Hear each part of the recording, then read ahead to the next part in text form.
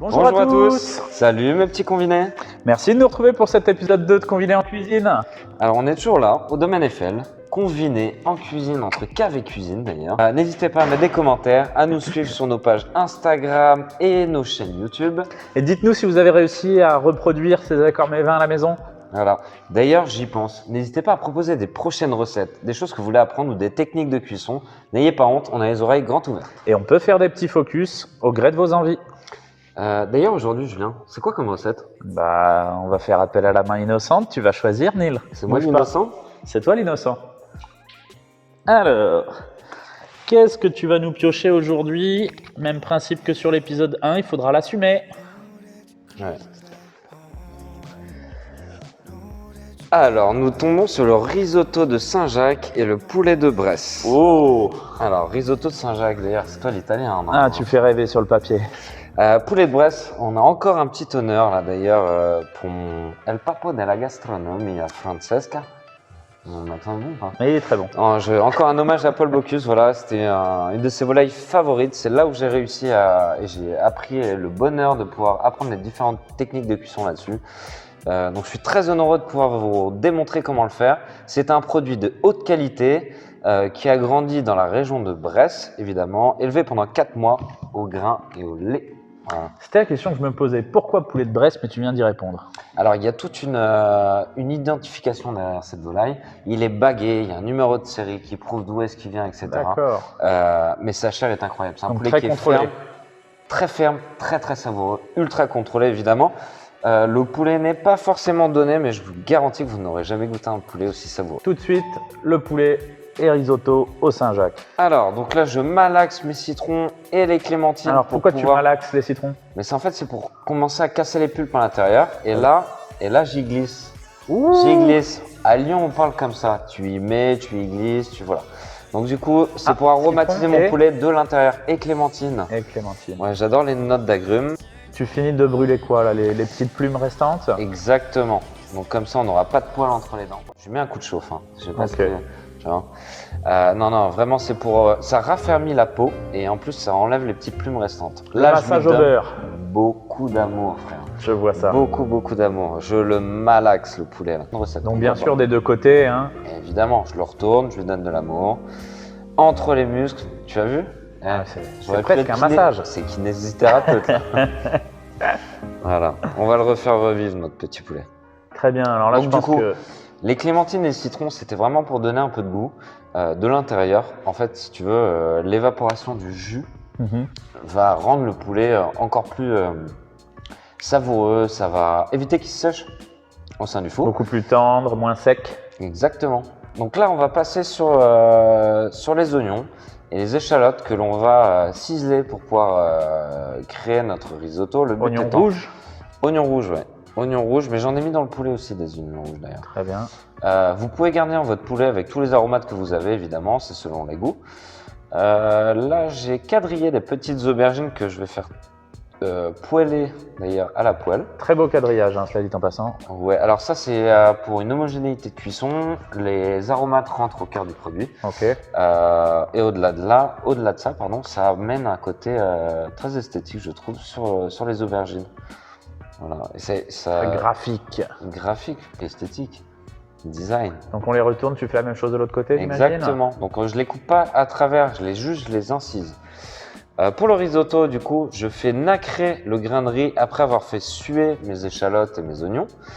Je fais nacrer le grain de riz, en fait, c'est rendre le grain translucide. Ça crée une structure sur le grain de riz pour qu'en cuisson, justement, il ne surcuise pas. Il ne surcuise pas, il ne se déforme pas. Voilà, comme ça, on aura une belle texture sur le grain de riz, une belle mâche. Alors là, tu viens de rajouter un petit bouillon. Alors, le petit bouillon, c'est le jus des chanterelles que l'on était parti chercher à la cueillette. Et quand je les ai fait sécher devant la cheminée, ces chanterelles. Et quand je les ai fait réinfuser dans l'eau, en fait, toute l'eau, ce petit jus, je l'ai utilisé pour donner du goût dans le grain de riz. Alors peut-être, tout le monde n'a pas des chanterelles à la maison. Par quoi on pourrait éventuellement remplacer ça? Champignons de Paris. Champignons de Paris, n'ayez pas honte d'utiliser de l'huile de truffe. Est-ce que des petits carrés de bouillon? Par exemple. En fait, le but étant, dans un risotto, c'est que le grain de riz va pomper de l'eau. Et au lieu d'apporter juste de l'eau claire, il faut apporter un peu de goût dedans. Pour que ton grain de riz se gorge d'aromates, de goût et d'amour. Et se colore légèrement. Et se colore légèrement. Alors, Ensuite, je vois que tu fais cuire des Saint-Jacques, saisir. alors saisir pour les colorer, beurre mousseux pour donner de l'amour évidemment. Tu as sorti la sonde. Regarde comme il est doré. Et ça c'est le beurre que j'y ai mis sur la peau. Hein. Très beau. Il est Voilà, tu magnifique. vois la peau est vraiment complètement soufflée là. On voit même plus la jointure de la cuisse. Et il donne envie. Là. Voilà. Écoute, dans mes souvenirs il était très très bon.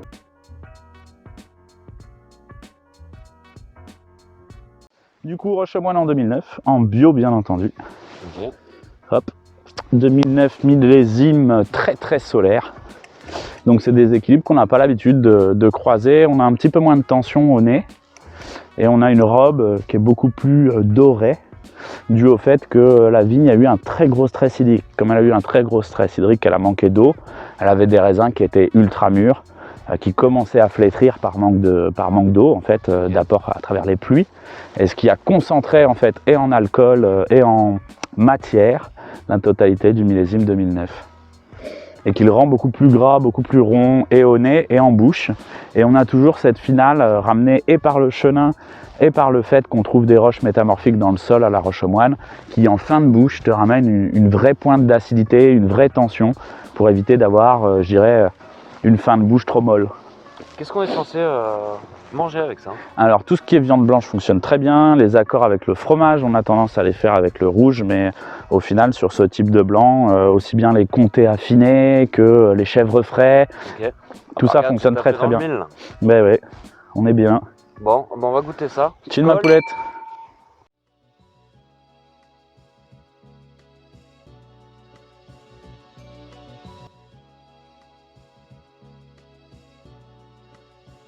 Donc ça, là, on est dans un produit d'hiver. C'est très agréable dans cette saison. C'est très goûtu. On n'a vraiment pas l'habitude de manger d'ailleurs. C'est rare. Voilà, C'est ça s'associera. Ça, c'est une recette végétarienne, assiette végétarienne. Donc là, je vais y mettre La les petite aubergines. aubergine. Tu as remarqué, depuis qu'on a parlé du poulet de Bresse, je parle comme un Lyonnais. Hein. J'ai vu ça. Alors, on essaye de chercher dans la balance la façon dont on dresse. Là, on a centré pour le coup. Une trilogie, toujours, nombre impair. Assiette toujours végétarienne, me semblerait-il. Et là, j'y ai mis une petite ratatouille. Une macédoine. Alors, ratatouille, on avait du coup des courgettes, des tomates, des aubergines. Voilà, avec beaucoup d'ail, j'adore l'ail. Du thym, du romarin. Vous cuisez tous vos petits légumes séparément pour avoir une belle texture, avoir une belle mâche. Donc, vous pouvez commencer par les aubergines, finir par les courgettes et tomates à la fin. Vous pouvez remélanger une fois que vous avez cuit vos tomates. Vous remettez tous vos petits légumes dedans pour justement créer cette homogénéité et ce liant. Vous n'oubliez pas de goûter pour bien assaisonner, sel, poivre entre deux. Alors je vois qu'il y a un topinambour qui ne voulait pas se positionner. Voilà.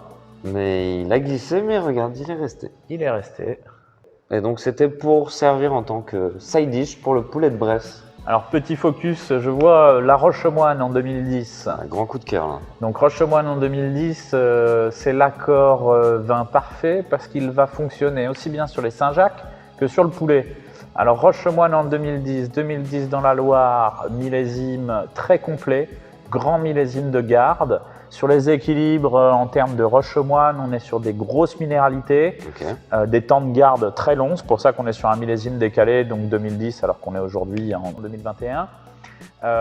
Objectif, rapporter un petit peu de vivacité, pouvoir jouer et avec la Saint-Jacques et avec le côté viande blanche du poulet.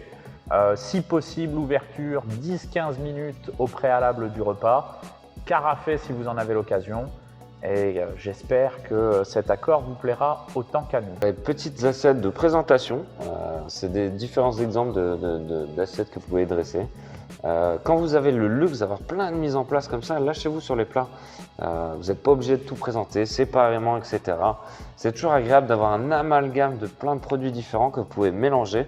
Et que quand on parle justement d'association mets et vin, Jouez là-dessus, affinez vos palais. De toute façon, en confinement, nous n'avons que ça à faire. Ce qui permet aussi de rajouter énormément de couleurs, Voilà. ce qui donne à la fin des assiettes qui sont quand même visuellement très digestes et qui donnent envie, vraiment. On est là pour se faire plaisir, hein, c'est le but primaire. Eh bien, on vous remercie de nous avoir suivis pour cet épisode 2 de Conviné en cuisine. On se dit à très bientôt. J'espère que vous nous suivrez aussi pour l'épisode 3. N'hésitez pas à liker. À très vite!